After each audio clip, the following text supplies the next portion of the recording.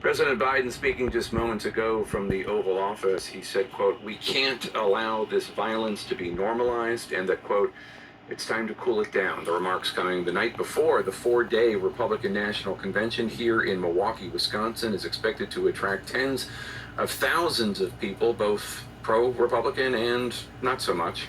Yet an official with the Secret Service says there are no plans to tighten security. Senior crime and justice correspondent Shimon Prokopez joins us now from outside where I am in Milwaukee. Shimon, what else is the U.S. Secret Service saying about security? Well, as you said, Jake, right now they feel that they have everything they need to keep the convention safe and certainly keep everyone safe.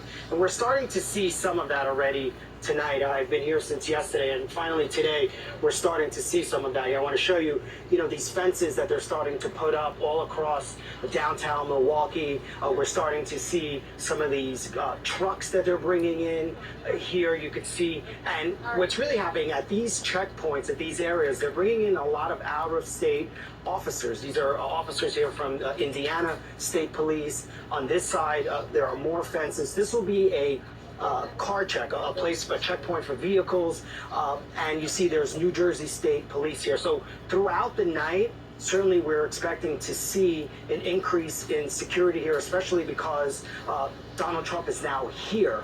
He's not far from here. He's staying at a hotel about 20 minutes or so away.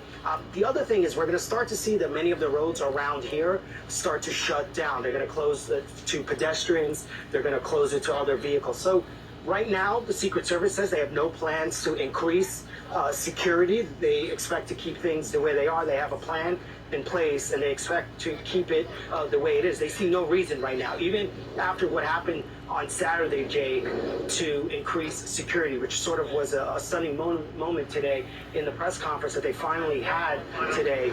They didn't want to answer any of the questions about what happened on Saturday, and really, they didn't answer even any questions about the security here, except to say that they have everything in place. They've been working on the security here for quite some time, and everything is in place, and they feel that it's good enough at this point.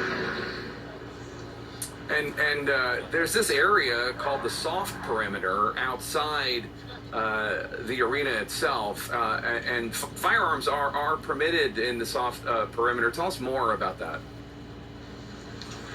Yeah, so Wisconsin, Milwaukee, this area is a open carry state. I mean, you are allowed to carry weapons here, of course, if you meet the various criteria. So if you have a weapon and you're open carrying, that's fine. And also the state allows you with a license to carry concealed weapons. So it's pretty open. The gun laws here are pretty lax. This has some local officials, the governor, certainly concerned. Questions were raised today with the Secret Service if there was anything they can do, even with the local police. And essentially, there's not much they can do about it. And so people, if you have a firearm and you bring it here, as long as you're out of some of the more restricted zones, the red zones, or anywhere closer to the convention center, you'll be allowed to carry that weapon.